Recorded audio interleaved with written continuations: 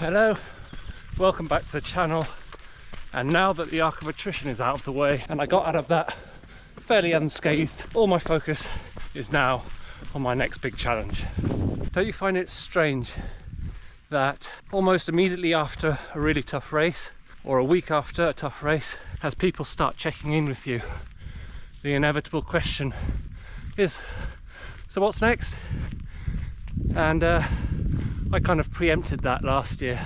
Having come out of the arc of attrition a few weeks ago, fairly unscathed, my focus is firmly on my next challenge in April.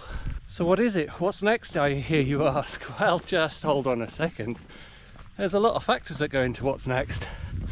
And for me, I've worked my way up through the trail races, the ultramarathon distances, and I've done my fair share of 100 milers. But with those 100 milers, the longest one has ever taken me is 31.5 hours, and I didn't sleep. I've always been intrigued by these multi-day endurance events, and the factor to take into account with all the other factors that you encounter an ultramarathon and 100 miler is fatigue, sleep deprivation, and that's what I wanted to challenge myself on next. So in April, on April the 5th, I'm taking on the Northern Traverse, 300 kilometers, and it's going to take a lot longer than 31.5 hours. This is something that I've never done before, I've never tried, and it's a distance that is an unknown to me, and that's what I like about it. I'm going to have to manage my nutrition way better than I have in the past. I'm going to have to actually sleep at some point, and that is a huge unknown. And how are my legs going to hold out for that duration? 190 something miles. So it's daunting, yes. I'm looking forward to it, yes. And I like the whole planning phase, as you know. And this is something I'm really looking forward to.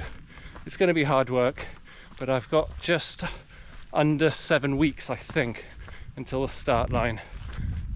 Let's get on with it. Let's see what this challenge holds, and come along for the journey. Thanks for your support. Right, so I just wanted to break down my 6-week ultramarathon training plan as I prep for this 300 kilometer race, and it's got around 35,000 feet of elevation gain.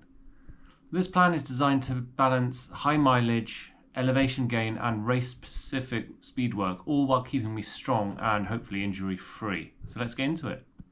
Structure and goals. The plan is 6 weeks long because that's all I've got until race day, with 2 peak weeks hitting 110 miles and 15,500 feet of climbing on each. It mixes long runs, back-to-back efforts, hill sprints and speed sessions to build endurance and strength for race day.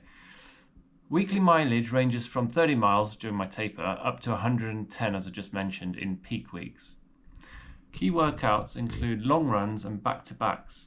These are essential for race day endurance and hopefully fatigue resistance. Hill reps and climbing days for power and strength for tackling those elevations and big climbs. Ultramarathon specific speed work. So these are threshold intervals, progression runs, and maybe some strides to improve efficiency without burnout, and something that I have been lacking. And then of course recovery days and taper, so a balance of hard training and then some proper rest. The intensity and heart rate zones will mean that most of my runs are in zones 1 and 2, so easy aerobic effort to build that endurance and keep building on it. Speed and tempo sessions include zones 3 and 4 efforts for strength and stamina, and then the hill sprints and strides tap into zone 4 and 5 for power and turnover.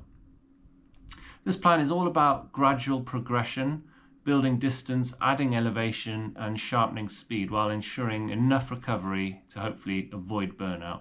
So if you're prepping for a massive ultra or just want to follow along for the journey, stay tuned. I'll be breaking down each of my training weeks as we get closer to race day, and I'll share any insights along the way, whether it's working for me or whether it's not.